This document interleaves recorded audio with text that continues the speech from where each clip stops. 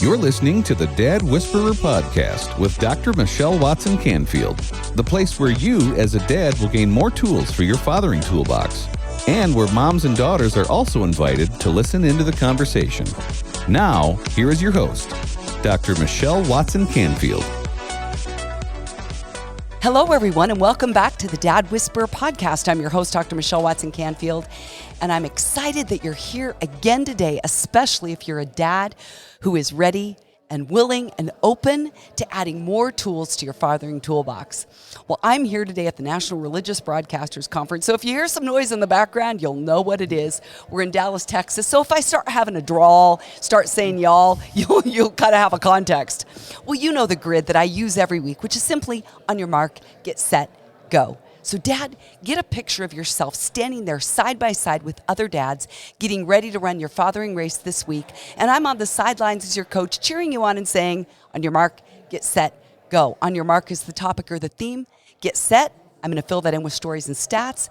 And go is always your practical action step so that you can put your love for your daughters and your sons into action this week. Well, today I have a guest coach joining me. She's a speaker, an author, and a trauma-informed life coach named Sandra Allen Lovelace. She has experience in education both in the U.S. and internationally and has been in ministry for over 30 years in 5 continents. She now leads a trauma healing and recovery ministry and seeks to address the complex concepts of family estrangement, as well as supporting and encouraging women who are caught in what she calls the estrangement dynamic, and then they find themselves abandoned and alone. Okay, let me tell you a little bit more about her. She grew up in New England, where she became an avid sailor and skier. Currently, she lives in South Carolina, where she enjoys year-round hiking while carrying a camera and visiting a beach. She was married for 50 years and has 2 married daughters and 4 grandchildren.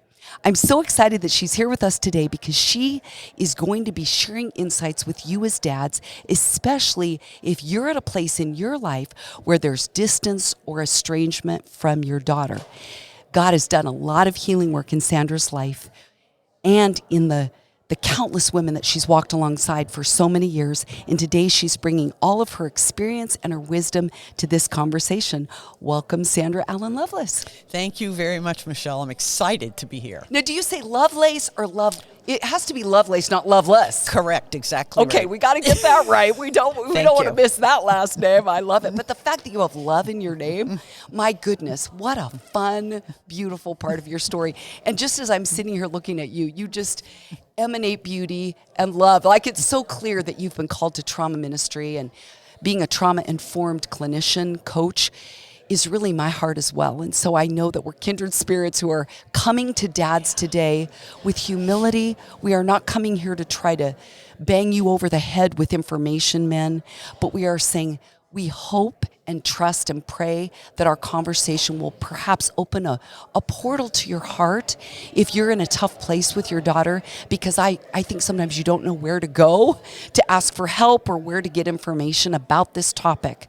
So we're ready to head in, aren't we? Oh, yes. Here we go. Here we go. So on your mark today is simply titled, Family Estrangement is Real When You and Your Daughter Are Distanced.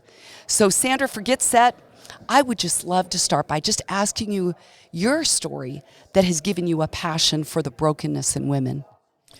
Well, it started right away in my early childhood, where the household that I was born into was filled with alcoholism, violence, a lot of screaming and yelling. I wasn't wanted. I was actually fathered by my dad when my mom was married to someone else. And so I was a problem from the instant she knew she was pregnant. And that neglect really flowed and fed into the rest of my life. A little kid, faulty perceptions, not clear about the world, poor coping skills that carried right with me into adulthood. And yet your dad did want you. Yes, I believe my dad, of course, they're gone now, and I have no way to check, but Yes. I'm pretty sure that my dad wanted me, that he was the instigator to having her divorce her first husband. Okay. And because he wanted to raise his child. I really believe that. But he was a distant Beautiful. dad. Wow. So you said, and I did some research on you, and I love this quote. I don't love it because, it's an easy part of your story, but I love it because you're being honest about your backstory, which is, I think, where we all thrive, right? Because it's vulnerability leading to vulnerability. So you say you spent decades in a trauma trap where, like many women, your life was swamped with people-pleasing habits that you had learned very early on. Say more about that. Yes. People-pleasing habits, I really don't like the term. It's really trauma bonding. When you live in trauma and it continues on, the stress leads you into fight or flight responses. But if it continues longer, the trauma is really too much, too fast, sensory input, et cetera, you can't process it. Or if it's too little, too long, that you miss out on, you don't have the nurturing, the care, the attention, the validity that you really need in order to understand who you are. And when that continues, that's freeze or fawn. You just don't know how to function. And so you look at other people to pick up clues about what might be normal, what might be needed. Mm-hmm. And that's how we lose contact with who we truly are. But we survive. And that's the exciting thing. I call that post-traumatic survival skills. The things we learn in trauma as we heal and recover become skills to build the future that God intends for us to have. Yes. And in case you were listening, Dad, and you heard Sandra use the word fawn, you may say, what does she mean by that? So we have responses in our nervous system where we do fight, flight, right? We run away from, or we go towards, fight towards, flight we run away from. There's also fawn, which is a submissive, collapsing, just kind of being there, not wanting to get in the way, and so these are some terms that we use and understand, but in case that's a new term for you, we just wanted to explain that. So, thank you. So what you said then is basically, because this is kind of what came to me, Sandra, while you were explaining that, is that we're talking about estrangement, which is distance. Yes. When dads and daughters are distant. But I think that's easier, I'm going to say not healthier necessarily, but it's easier in adulthood when we already were distanced from people, from help, from support, which then means we're even distanced from our own needs, from our own path. We're just, what does everybody else need, and what do I need in this moment to survive? Do I need to shut up? Do I need to get out of the way? Do I need to leave and run and hide? Do I need to fawn? Exactly right. That's exactly right. Gets woven into the fiber of our development, but we're both here to say healing is possible. Oh, absolutely. And we are living examples of that reality. We don't have to stay stuck in these unhealthy dynamics. And that's really where the heart of this conversation is. So you said that learning about trauma was a major turning point for you in your journey. Say more about that. Absolutely. Absolutely. Because I had lived my life for numerous decades before I learned that, in fact, the choices that were being driven by those old patterns did not mean that I was weak, that I was crazy, that I was fallen away from the choices I'd made to live my life in a certain way, that I was a failure, et cetera, but rather they are just like if something's coming at your eye, a ball is coming toward you, you would blink. Mm-hmm. And that's a protective device. Well, the same thing happens when trauma comes, is the prefrontal cortex, the thinking brain, disconnects, and we just make automatic responses that keep us alive. And when you learn that, the earlier you learn it, the trickier it is to come out of it. But it's a whole different thing to understand intellectually what's going on, that it's not a character flaw, it's not shame, it's not judgment against me, it's just the reality of the situation, and that can be, those old patterns can be changed. Yes. Oh, beautifully said. Okay, so you said along your journey, especially as you've been, as I call it, in the trenches, right, with people who trust us to be close to their pain and their stories and their heartache, this is kind of a big question, but because we're talking about estrangement and family estrangement, How have you come to understand in the stories that you've heard with women that their brokenness has led to family estrangement? And let's even be more specific, even estrangement with their dads. Does that come up much in the work you do? Oh, yes, absolutely. It's a personal and a professional awareness that really makes all the difference, because when we learn that we actually are, all of us, each of us, are acting out of our own wounds, our own pain. And so when something hurts, we react. We want to cover up. We want to justify, well, I hurt this way, but it's because you said this and you did that. And we want to put it out there. I mean, it happened. It's historical. It's human nature. But to receive that responsibility, to understand, there's something going on inside me. I need to be aware of it. Let's go and check out where that's actually coming from. It's not the other person. It's just a trigger of some wound in the past. And that's where we go in and do our own healing. I'm after decades and decades of this, and now these last numerous years of healing, and the difference is dramatic. You know, what I would add to that, just to share a little bit of my story, is that, you know, I again have abuse and trauma from really early on as well. Even in utero, my mom didn't even know I was there. At 5 months, she goes into the doctor and says, I think I have a cyst. I'm like, no, that would be me. that would be me. So this stuff goes way far back, and hiding her pregnancy and those kinds of things, on top of then sexual abuse and things that shaped me, even the whole time that I loved Jesus. Yes. There was this other world inside. And to be honest with you, not many people talked about what to do with that. You just push it down and kind of move forward. But what I've come to understand, and the way I try to break it down for my clients, is saying on a 0 to 10 scale, if you find in the moment that you hit an 8, 9, or 10, it means it's always old stuff. Like think of a flipping of a switch on the wall. The wiring is behind the wall that you can't see, that goes way back. And so, Dad, if you find in this moment, if there's challenge with your daughter or estrangement, distance, and you're doing the thing Sandra just said, you want to deflect, or you want to excuse, or say it's all her, or I'm going to blame, this would be an opportunity to flip that around and ask yourself, where did I experience these feelings before, either of abandonment or judgment or misunderstanding or space? Or what would you say to that? Well, I have a phrase I like to use, and it is that awareness is God's invitation to new life, the kind that only Jesus can give. Ooh, say that again. Awareness is God's invitation to new life, the kind that only Jesus can provide. And so there's an alert going on there that something is happening inside me, and it's what I need to work on, what I need to heal.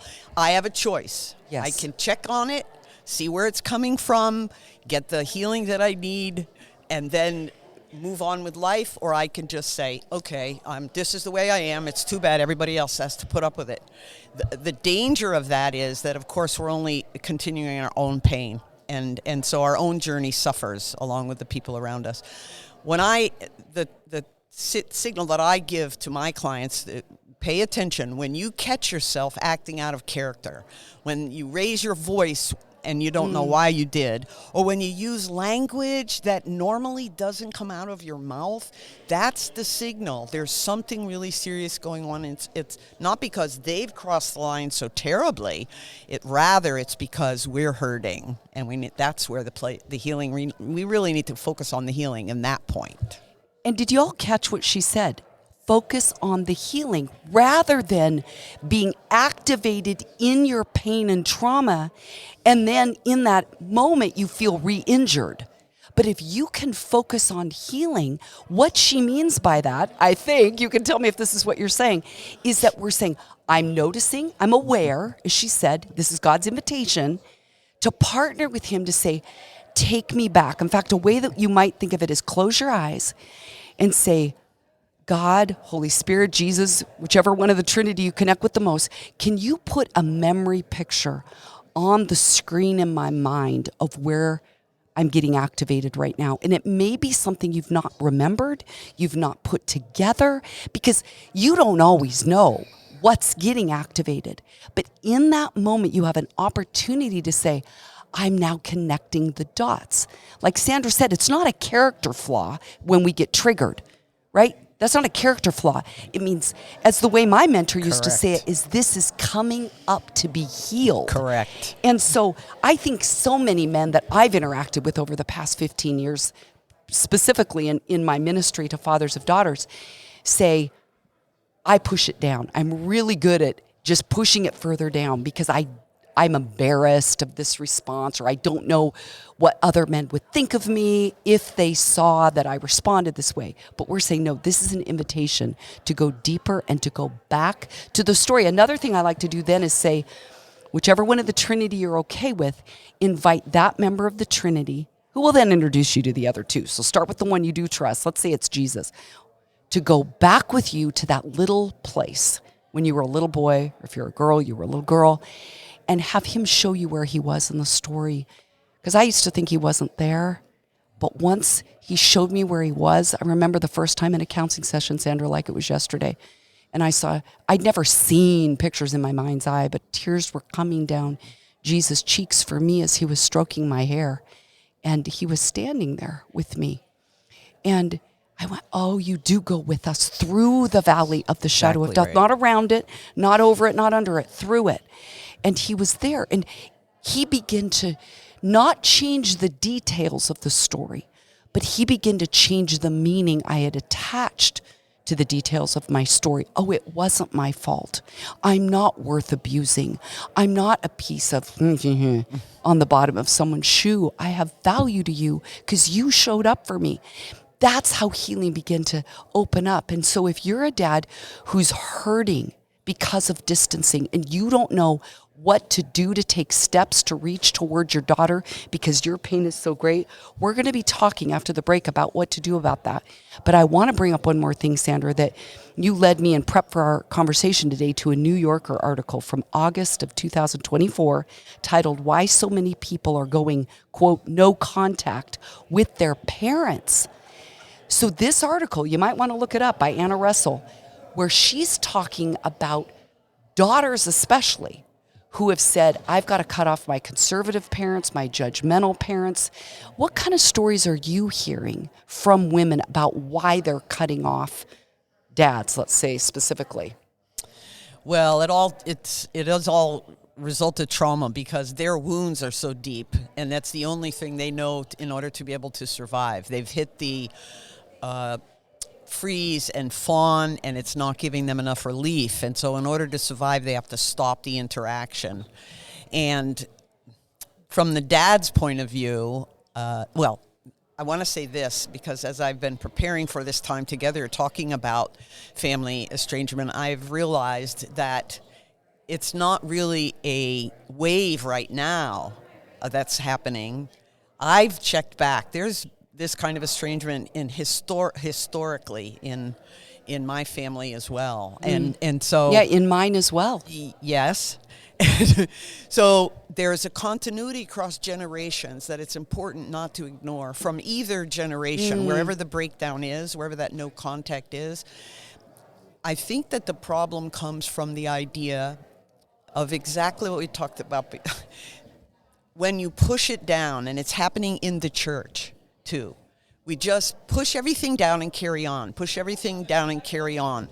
But really what's happening is that trauma, the emotion, the sensory reactions and so on, are all contained in our body, and we pass that on to the next generation, whether we like it or not. It is passed on genetically with epigenetic impact and plays out in the next generation. Mm-hmm. So, again, I would just say that it's important for the parents, moms and dad. I work really with women, but it's true for dads too.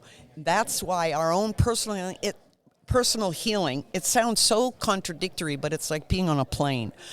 If it's going to be a problem with oxygen, you need to take the mask and put it on yourself first so that you can breathe properly in order to be able to help other people around you that aren't the same age, don't have the same skills, aren't as strong, whatever. Mm-hmm. And so it just brings us right back around to that. It's our own healing and finding that connection through healing, through the healing journey, rather than the back and forth pain that we have.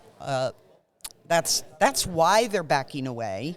And Exactly. so we need to, and regardless of who, if we're the parents, the ones who were denied, or if we're the ones who have actually stepped back, sometimes that happens too. But our own healing, because it calls for coming to the Lord. Mm-hmm. And Jesus is the giver. He is the way, the truth, and the life. He will affect the healing that we need for ourselves, which then reaches across generations.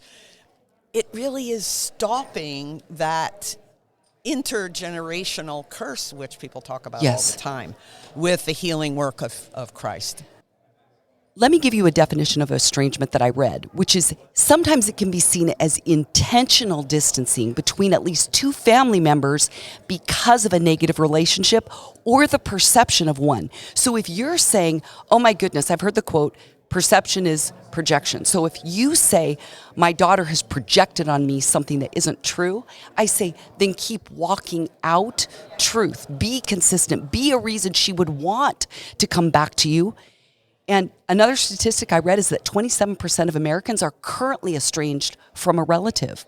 So if that isn't your story, you probably know someone that is there.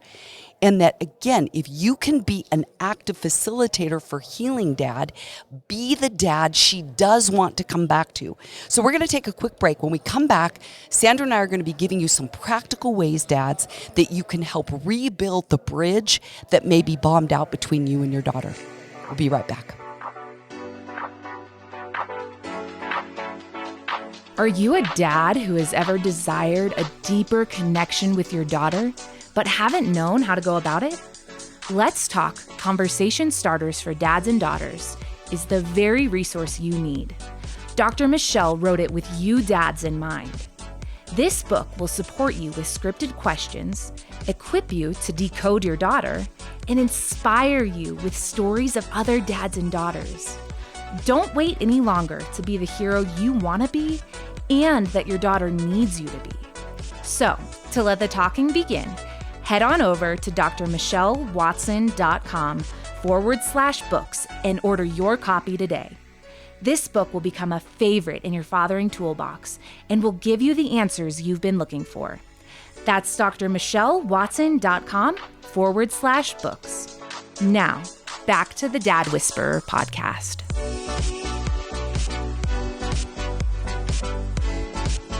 Welcome back. I'm talking today with author, influencer, trauma-informed life coach, Sandra Allen Lovelace.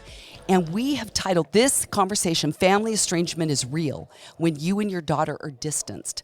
So let's talk now about how to get to healing. We've incorporated some of that in our conversation already, but I love the fact that you call yourself a self-proclaimed trauma conqueror and consultant, calling trauma your lifelong companion, the kind that spews faulty perceptions, poor coping skills, and toxic ripples, right? So you're saying, okay, you and I hopefully today have destigmatized some of the shame around having a trauma history, saying this is an invitation to go deeper. Yes. And I have so many dads that say, I wouldn't have gone to this kind of self-exploration, self-assessment, honesty, vulnerability, had I not gone through this with my daughter. And dads, I encourage you with those words from dads who may be further down the road than you in the healing part of their journey. If you're there really in a tough place right now with your daughter, I just want you to know you're not alone. Every day another page in the book is being written by God, by you, and you get to help write the story you want this to be, by how you respond, without defensiveness, without minimizing her pain.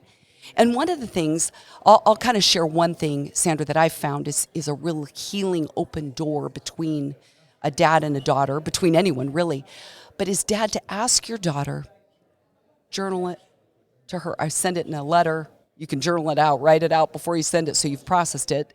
But you can say, tell me how I hurt you when. You can text it. You can write it in a letter. You could leave a voice memo. Tell me how I hurt you when. You could say it sitting across from her. And then don't defend and repeat back what she told you. That's called mirroring. So you say, I hurt you when I left your mom and you've blamed me for 20 years. And you don't need to excuse, minimize, explain, deflect. You say, tell me more. Once she tells you, say, tell me more. You will see more happen with that kind of a humble stance than anything else. I guarantee it. What would you add to that? How does a dad begin to rebuild that bridge and move toward his daughter? That's exciting because you clarified it really, really well. I could not have explained that particular step as well as you have.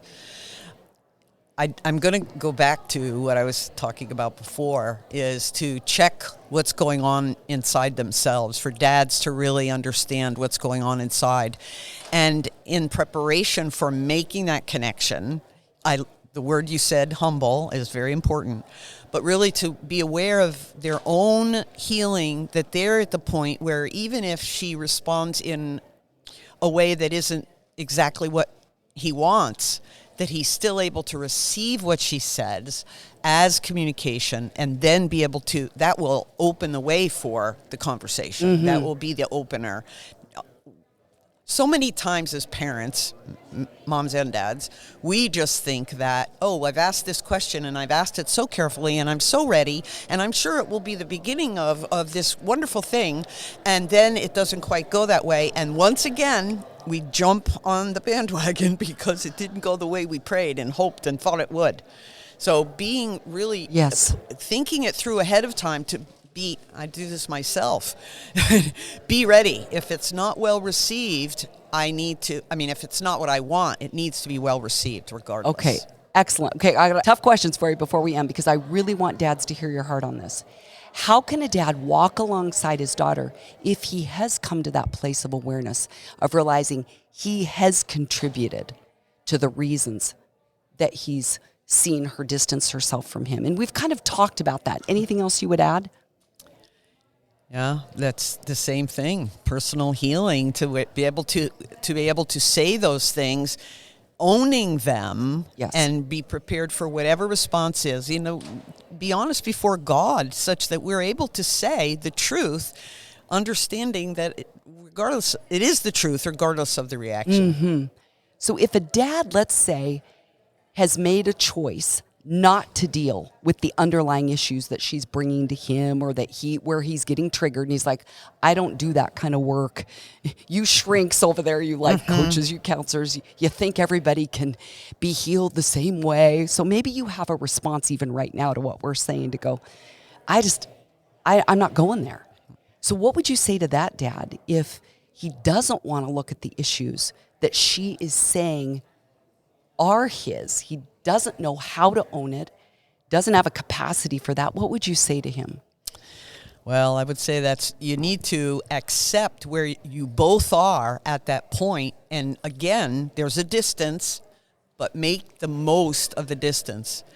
The trauma goes into our bodies and it sits there because we want to press it down. We don't want to deal with it. We need to be prepared to relax ourselves, to grow, to get healing, in order to feel calm enough for that stuff to come up, that we can do that personal healing ourselves. What we want, is not necessarily going to happen as fast as we want, but the benefits, trust me, the benefits are well worth it. Yes. Benefits are well worth it. So regardless, I would say awareness is God's invitation to new life. Yes. The kind that only Jesus provides, but it's not instantaneous. It took time to get into that. It's going to take time to get out. Oh, that's so good. And one thing I want to add is that it can be so easy when there's distance to make assumptions about how the other is going through the season of processing and being honest with themselves. So dads, I would encourage you, and I would encourage a daughter who's listening as well, to be careful not to assume the other isn't hurting. The other is totally fine with the distance. I've rarely found that to be true. Usually both parties are hurting, even if you don't hear about it, or on social media it looks like a different story. Yes. No, this is painful on both sides. Yes. But we are directing you to a God who heals, who understands distance. I love Luke 15 about the prodigal son, where the dad has a son who's gone for a long time, but he stands there looking. He's waiting for his son to come back. He's not rejecting him. And when he comes, he puts a robe around him. We don't have any record that there was a lecture. And Jesus is telling that story about his dad to say, my dad doesn't do that either. Right. But it's all about how do you come back together? And then he throws a party. So I end every show with a go step. So Sandra, I want to end by just asking you a question. We've talked about a lot of things today, but right now, if you could give dads one practical way to take one step toward being a part of his daughter's healing journey if they're distanced, what would you say to him? Dads, please recognize that regardless of what you're seeing or hearing or anything else, understand your daughter is actually hurting just as badly as you are. It might be covered up by any number of things, but it's real, it's there. You get the opportunity, the blessing, to take the first step in terms of your own healing, your own gentling, if you want to put it that way, in order to be able to prepare for the coming back together. And you know, I'm going to add one of my own go steps here. And Dad, one other idea is to get a journal. Yes. And it serves as a time capsule that you will give to her at some point down the road, where you date it in your own handwriting, write out prayers for her so that she gets to know on that date at that time when I have maybe made an assumption that you didn't care, that you didn't want to know about my hurt or my pain, that you've actually written down your heart for her, your prayers for her. Maybe that's where you own some things that you don't know how to say out loud, but you can put it in writing so that when, I understand it's an if, but when we'll say that bridge is rebuilt, you have a way to say, I want you to know what God was doing in my life and in my process, even when I couldn't tell you about it. Well, this has been so great. Sandra, thank you for joining me today. It's been a joy to have you here. Sandra Allen Lovelace, where can people find you? SandraAllenLovelace.com. You can find me on YouTube, a lot of trauma workshops and things there. Sandra Allen Lovelace there as well. Facebook, Sandra Allen Lovelace. Love it. Reach out because I would love to be able to interact with you. I love it. I love the fact that both of us do coaching online. So wherever you are, you can reach out to either one of us because we want to walk alongside you dads for healing. On Your Mark today has been Family Estrangement is Real when you and your daughter are distanced. Well, this wraps up another week's program. It's been so great to be here with all of you. I'm Dr. Michelle Watson Canfield, the Dad Whisperer, signing off and encouraging you to make today a day where you intentionally and consistently invest in pursuing your daughter's hearts. Go Dads. Thanks for joining us for another edition of the Dad Whisperer podcast with Dr. Michelle Watson Canfield. If you're looking for more resources to support the father-daughter relationship, or if you want to connect personally with Dr. Michelle, you can find all the information you need at drmichellewatson.com. That's drmichellewatson.com. And remember, you can listen to the Dad Whisperer podcast anytime on Apple Podcasts, Spotify, Stitcher, and Google Podcasts. And while you're there, we'd love for you to subscribe and leave us a review. Thanks for joining us today, and we'll see you again on the next edition of the Dad Whisperer podcast with Dr. Michelle Watson Canfield.